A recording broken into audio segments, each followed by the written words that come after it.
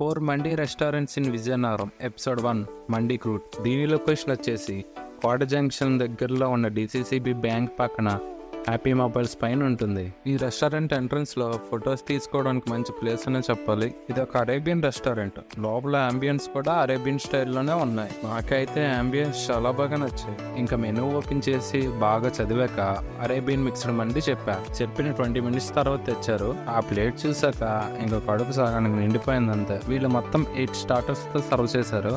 Tandoori chicken, malai grill chicken, లెమనోస్ grill chicken, BBQ tikka, roast chicken, chicken wings, juicy mutton and fish.